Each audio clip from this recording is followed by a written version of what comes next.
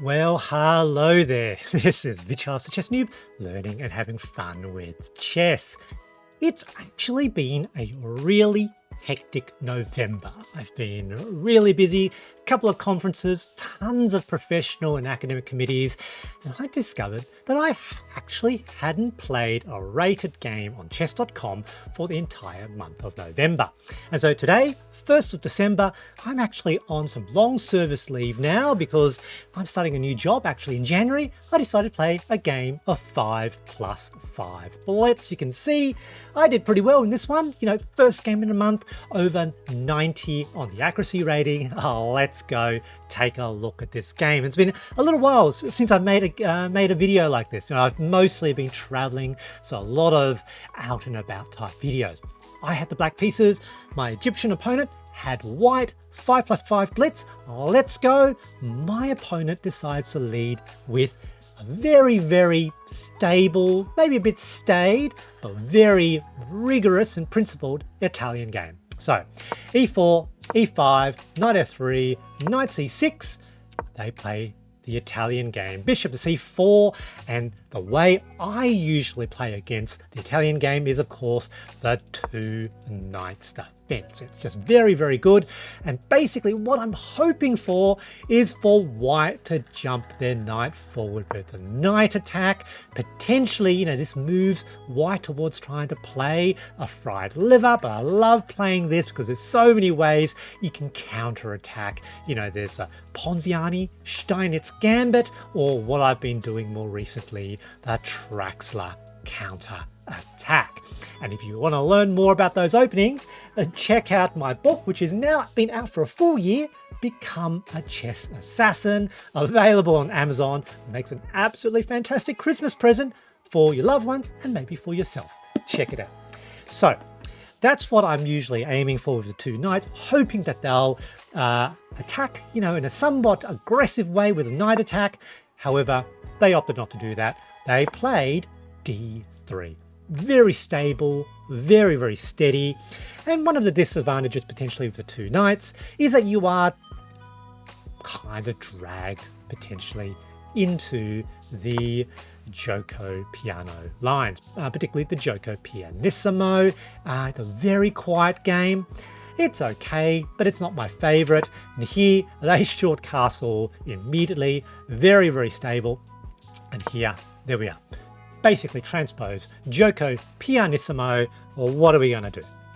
Now, one of the potential ways of playing the Giuoco Pianissimo, and if I'm feeling sort of a little bit aggressive, I tend to love tactical, bombastic openings, is maybe, jump the knight forward, and then if they try to kick with h3, try to then play h5, aiming for a fishing pole type tactic. This is quite dodgy, it's unsound, they're still potentially quite winning. Now this morning I hadn't quite finished my coffee yet, so my brain was a bit under-caffeinated, and so against this position, rather than doing something and aiming for a fishing pole, I decided to just play very stably. So one of the ways it's probably the more rigorous way of playing against the Giuoco Piano or the Pianissimo lines is what I describe as the retaliator tactic. Basically, you make small, improving, rigorous moves, and when your opponent launches an attack, you immediately then counterattack. The retaliator. It often works really well because often a sudden aggressive attack is actually not that great in this type of opening. All right, so they play h3, and so I play slow a6.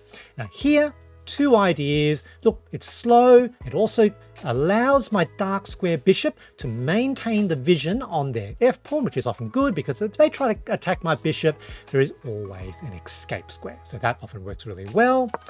And now white decides to launch a knight attack.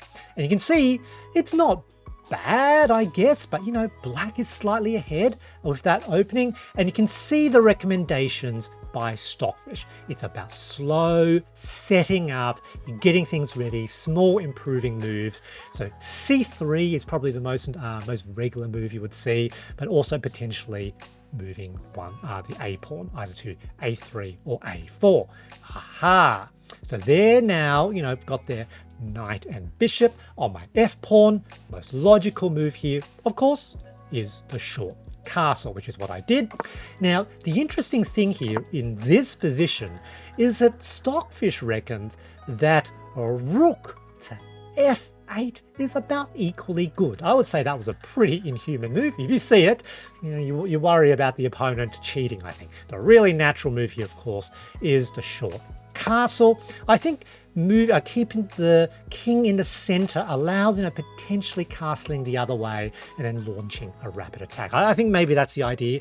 But here, this is no longer so good because they'll be trading two very active pieces for the rook, and that's generally not a good thing.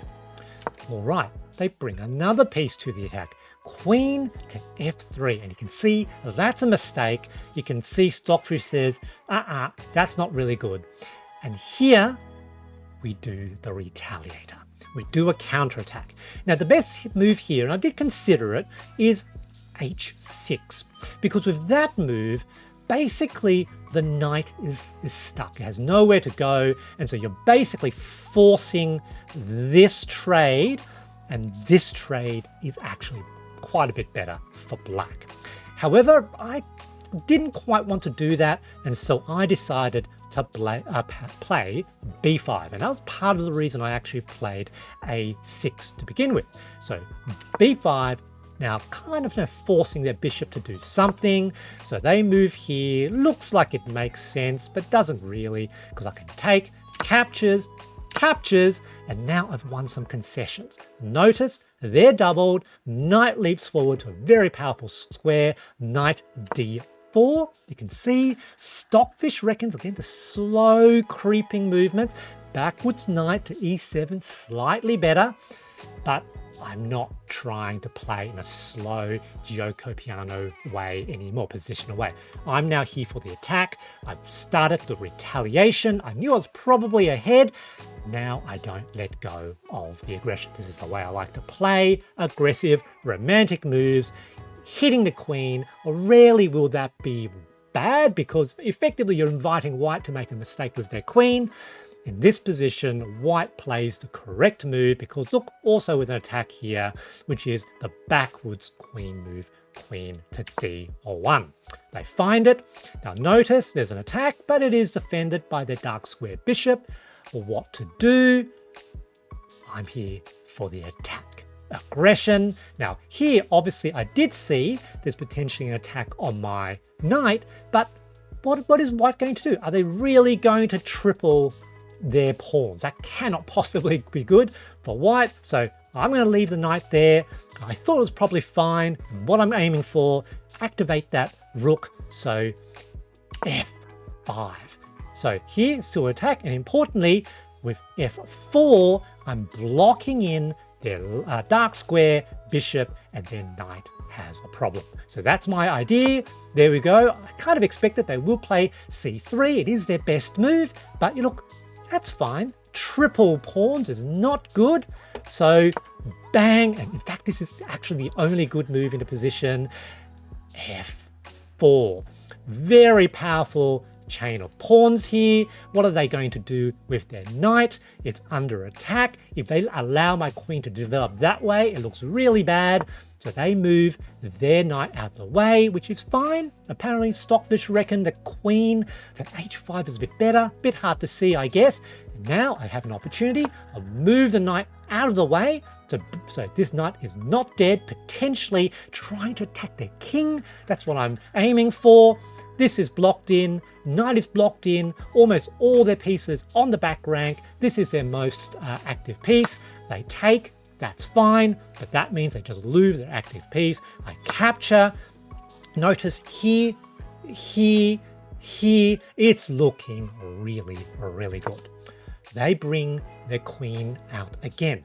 makes sense, doesn't it? It looks like they're defending their d5 pawn. Looks like they move their pawn forward. They've got a discovered attack on my rook. It makes sense, but it's not good. And you can see the other pieces, the other moves that Stockfish recommends, developing a piece, but these are a little bit harder to see, or moving the king. It is not obvious that they're necessarily the best move. This move does seem to make sense, but bang, a knight is out with an attack. Queen can't directly attack the knight because of just the powerful pawns. Here, I think once again, the best move for their queen is back to d1. But that's hard to see, isn't it? If you move back to d1, every single one of the pieces is on the back rank. And this is what I've achieved. I've got space and also a pretty major advantage in the attack and in development. They play a very logical move, trying to stay on that light square diagonal, queen to e4. You can see Stockfish doesn't think it's very accurate. You can see almost -6 now. Still the idea, move forward. They've got an attack. They've got a defense of their g2 pawn. I'm not sure if they saw that. That was actually quite critical. Here, I thought for quite a while about what was the best move. I was thinking maybe bishop to b7, there's an attack here, and then, here that looks really powerful. But in the position, I saw mostly the rudiments of a trap. I played a bishop to f5. It's attacking the queen. It's a very tricky move. It looks like that's hanging. Can you have a look to see why this is a very sneaky trap? What do you think? Can you see it? All right. In this position, white should not take that pawn. In this position, they actually have to move the queen back to e2. The idea of this bishop move, which is of course defended by the rook, is to push firstly the queen off this light square diagonal, so there's no defense of g2, and also potentially to bring the queen onto e5 as well. Now, they took that juicy looking hanging pawn because it looks like other things are potentially hanging. However, now you can see that's a blunder. I've got queen g5 immediately threatening checkmate.